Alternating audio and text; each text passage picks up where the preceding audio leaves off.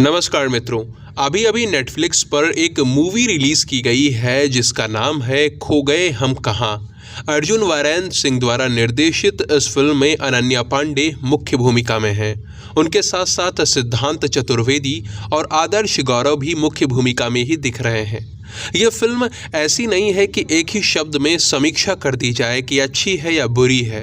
ऐसा करना अनुचित होगा। इसमें कुछ सकारात्मक है तो कुछ नकारात्मक भी, दोनों का मिश्रण है।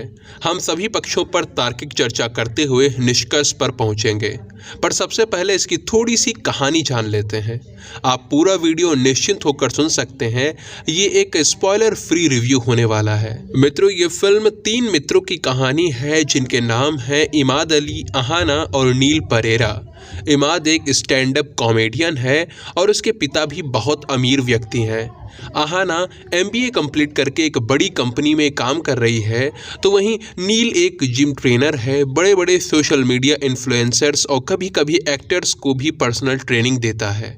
ऐसा नहीं है कि तीनों ही अपने जीवन से प्रसन्न हैं, बल्कि उन सभी के जीवन में अलग अलग समस्याएं हैं।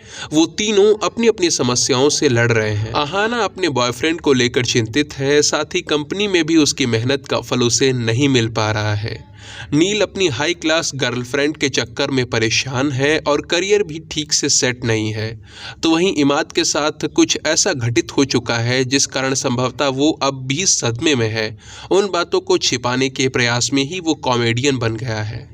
और एक कॉमन बात जो तीनों को जोड़ती है वो है सोशल मीडिया। तीनों ही इस पर इतना एक्टिव हैं कि बिना ऑनलाइन आए वो शायद जीवित ही ना रह पाएं। सोशल मीडिया के कारण इन तीनों के ही जीवन पर बहुत ही नकारात्मक प्रभाव पड़ रहा है। कहीं ना कहीं फिल्म का मुख्य उद्देश्य ही है सोशल मीडिया के दुष्प्रभावों को समझाना और ये बताना कि इसके बाहर भी एक दुनिया है जहां हमारे मित्र हैं, परिवार वाले हैं। ये विषय तो अच्छा है, पर इस विषय को जिस गंभीरता के साथ प्रस्तुत किया जाना चाहिए था, कहीं ना कहीं मेकर्स वो नहीं कर पाए हैं। फिल्म के अंदर जिन 3 मित्रों को दिखाया गया है उनकी जीवन शैली जैसी दिखाई गई है। ऐसा लगता है निर्माताओं ने यह फिल्म केवल मुंबई जैसे बड़े शहरों में रहने वाले पाश्चात्य संस्कृति से प्रभावित युवाओं के लिए बनाई है, क्योंकि भारत की अधिकांश जनता इन कैरेक्टर्स से जुड़ाव ही अनुभव नहीं कर सकती। जब कोई जुड़ाव नहीं तो इनकी कहानी से कुछ सीखने का, कुछ अच्छा सीखने का प्रश्न ही नहीं उठता। यही इस फिल्म का सबसे नकारात्मक बिंदु है। मित्रों, जिस समस्या पर यह फिल्म आधारित है वो केवल दिल्ली, मुंबई जैसे बड़े शहरों के उन मुट्ठी भर लोगों तक ही सीमित नहीं है जो पाश्चात्य जीवन शैली के आधार पर जीवन जीते हैं, बल्कि ये तो जन सामान्य की समस्या है। आज हर एक व्यक्ति सोशल मीडिया में ही खोया हुआ है। ऑनलाइन ही प्यार खोजा जा रहा है, ऑनलाइन ही मित्र और संबंधी बन रहे हैं। किसी की पोस्ट और स्टेटस देखकर चलना, किसी को प्रभावित करने के लिए पोस्ट करना, विशेष रूप से लड़कियों द्वारा ध्यानाकर्षण के लिए अंग प्रदर्शन करना, पूरा दिन अपने प्रेमी अथवा प्रेमिका का ऑनलाइन पीछा करना, ये पता होने के बाद भी कि वो आपके साथ विश्वासघात कर रहा है, उसे संबंध तोड़कर दूर हटने के स्थान पर लगातार सोशल मीडिया पर उसे ही देखते रहना, वासनाओं की पूर्ति के लिए ऑनलाइन ही नए नए पार्टनर्स की खोज करते हुए जीवन का अर्थ ही खत्म कर देना, ये कुछ ऐसी भयानक समस्याएं हैं जिनसे आज प्रत्येक व्यक्ति पीड़ित है। ऐसा कौन है जो इनमें जकड़ा हुआ नहीं है? और ये फिल्म थोड़ा थोड़ा ही सही पर इन सभी समस्याओं को दिखाने का प्रयास भी करती है, लेकिन जैसा मैंने कहा, गलत कैरेक्टर्स के साथ में प्रयास किया गया है। ये तीनों ही मित्र यदि किसी मध्यम वर्गीय परिवार से दिखाए जाते तो उसका प्रभाव बहुत व्यापक होता। लोग सब कुछ समझ पाते क्योंकि वो खुद से जोड़ पाते। लेकिन समस्या ये है कि मेकर्स खुद समस्या में हैं और उनकी समस्या ये है कि उन्हें सोशल मीडिया के दुष्प्रभावों के बारे में बताना भी है और पाश्चात्य संस्कृति का बचाव भी करना है, क्योंकि संभवतः वो स्वयं पाश्चात्य संस्कृति के प्रेमी प्रतीत होते हैं।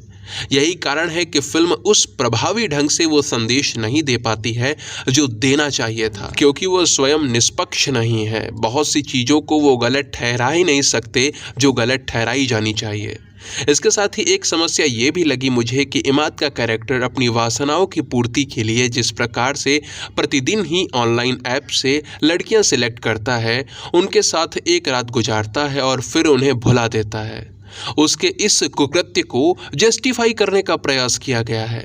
दिखाया गया है कि उसके जीवन में पहले ही कुछ बहुत बुरा घटित हुआ था, जिस कारण वो इमोशनली इंटीमेट नहीं हो पाता है, अर्थात भावनात्मक रूप से नहीं जोड़ पाता है। मतलब कि फिजिकल इंटीमेसी तो दिन रात चलती रहती है, पर इमोशनल इंटीमेसी से दिक्कत है। ये कैसा कुतर्क है भाई? वो कॉमेडियन बन गया अपने पास से बचने के लिए, ये तो तार्किक था, समझ आया, पर ये इमोशनल इंटीमेसी वाला कुतर्क समझ से परे है। ये कहीं ना कहीं परोक्ष रूप से ऐसे नीच कार्यों को जस्टिफाई करने का प्रयास ही है। तभी मैंने कहा कि मेकर्स की विचारधारा के कारण ही यह फिल्म प्रभावी नहीं बन पाई है। बहुत सी कमियां रह गई हैं फिल्म के अंदर, जिन पर ध्यान दिया जाता तो फिल्म बहुत अच्छी बन सकती थी। पर जो भी है, जैसे भी बनाई है, कम से कम एक गंभीर समस्या पर बात करने का प्रयास तो करती है यह फिल्म। यही इसकी सबसे सकारात्मक बात है। मित्रों, मैं इस फिल्म को 10 में से 5 सितारे देना चाहूँगा, 5 आउट ऑफ 10 स्टार। यदि आप लोगों ने यह फिल्म देख ली है तो आपका अनुभव कैसा रहा और आपके विचार क्या है इस फिल्म को लेकर? क्या आप मेरे विचारों से सहमत हैं या फिर आपके कुछ भिन्न विचार हैं? जो भी आपके मन में है आप नीचे कमेंट सेक्शन में लिख कर बता सकते हैं।